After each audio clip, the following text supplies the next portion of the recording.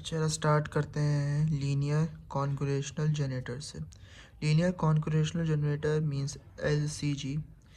इसमें ये इस्तेमाल होता है एज अ सिंपल एल्गोरिथम है जिसमें हमारे पास एक काइंड ऑफ सीक्वेंस जनरेट होती है रैंडम नंबर्स की, जो कि क्रिप्टोग्राफी के लिए इस्तेमाल कर सकते हैं। इसका जो फॉर्मूला होता है वो होता है xn+1 is equals to bracket में a xn+c मॉड m। ठीक है, ये इसका फॉर्मूला होता है। इसके कुछ बेसिक चीज़ें याद रखना, जैसे कि a जो होता है वो आपका वो होता है मल्टीप्लायर। a की वैल्यू 0 से ज़्यादा होनी चाहिए और m से छोटी होनी चाहिए। जो मॉड हम ले रहे हैं ना m, उससे छोटी होनी चाहिए। ठीक है। सी आपका जो होता है वो होता है इंक्रीमेंट। इंक्रीमेंट आपका ज़ीरो भी हो सकता है, ज़ीरो के बराबर या ज़ीरो से ज़्यादा भी हो सकता है, लेकिन ज़ीरो से कम नहीं हो सकता, माइनस में हो नहीं सकता इंक्रीमेंट। और लेकिन इंक्रीमेंट जो है वो मॉड से छोटा होना चाहिए। सही। अब आ जाओ एम, जो कि आपके पास मॉड है, मॉड्यूलस है, वो ज़ीरो से बड़ा होना चाहिए। ज़ाहिर सी बात, ज़ीरो तो हम ले नहीं सकते, तो नहीं हो पाएगा। ज़ीरो से बड़ा होना चाहिए। एक्स एन जो होता है, जो हम एक्स एन ले रहे हैं यहाँ पे, ये होती है आपके पास स्टार्टिंग वैल्यू, या से हम सीड भी कहते हैं, जो कि आपकी ज़ीरो भी हो सकती है और ज़ीरो से बड़ी भी हो सकती है और एम से छोटी होनी चाहिए। तो ये इसका फॉर्मूला होता है xn+n+ is equals to bracket में a xn+c bracket close mod m formula होता है। अब इसकी एग्जांपल सॉल्व करते हैं। एग्जांपल में आपको x0 तो दिया हुआ होगा, a की वैल्यू भी गिवन होगी, c की वैल्यू भी होगी और m भी आपके पास गिवन होगी। ठीक है। फॉर्मूला हम लिखेंगे xn+1 is equals to a xn+c mod m। n आपको पास यहाँ जो है, देखो यहाँ पे x0 दिया हुआ है। ठीक है, तो x0 मतलब जो n की जो वैल्यू है फ़िलहाल अभी वो है 0, तो हमने n को क्या रखा यहाँ पे 0+1। ठीक है, तो फिलहाल जो xn जो है ना आपका वो यहाँ 0 है, तो यहाँ पे n आपके पास हम रखा 0+1, तो ये 0+1 x1 हो गया। मतलब अभी हम जो है x0 तो हमें दिया हुआ है, तो हम जो कैलकुलेट कर रहे हैं वो x1 की वैल्यू कैलकुलेट कर रहे हैं। अब आपके पास a क्या है 5 प्लस xn, मतलब x और n आपके पास क्या था x0 था फिलहाल, तो x जो n की जो वैल्यू है वो आपके पास क्या आ गई 7, तो multiply by 7 plus c increment क्या है 3, तो 3 हमने रखा। मॉड जो है वो क्या है 16, तो 16 हमने रखा। इसको हमने सॉल्व किया तो आंसर क्या आया 38 मॉड 16। 38 मॉड 16 को सॉल्व किया तो 6 आ गया। अच्छा यार, मैं ना एक मिनट, अच्छा पहले सॉल्व कर लेते हैं फिर बताता हूँ। ठीक है, हमने 38 मॉड 16 किया, सॉल्व किया तो 6 आ गया, x1 की वैल्यू आ गई।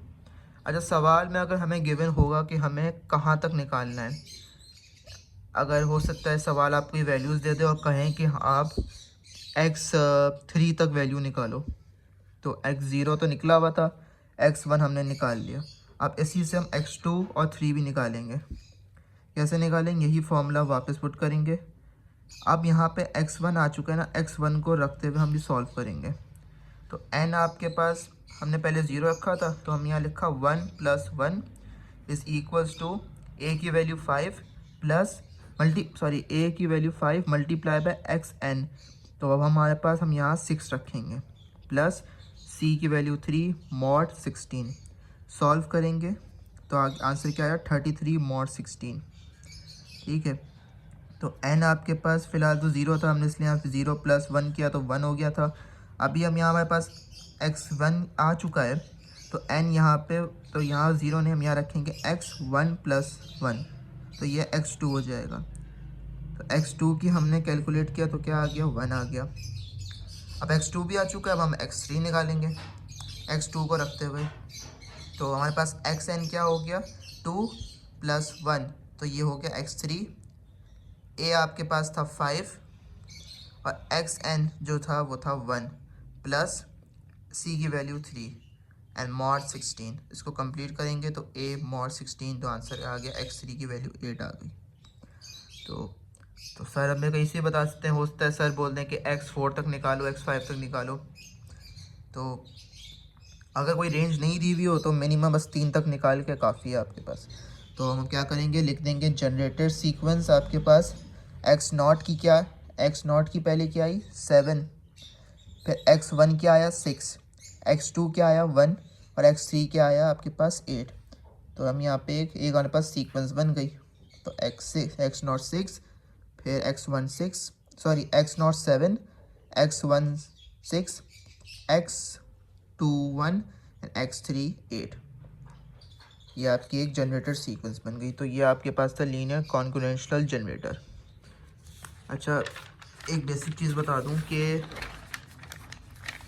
वैसे तो पूछेंगे नहीं, लेकिन ऐसी फिर भी बता देता हूँ कि इसकी दो टाइप होती है लीनियर कॉन्करेंशनल जनरेटर की। एक होती है मिक्स कॉन्करेंशनल जनरेटर और एक होती है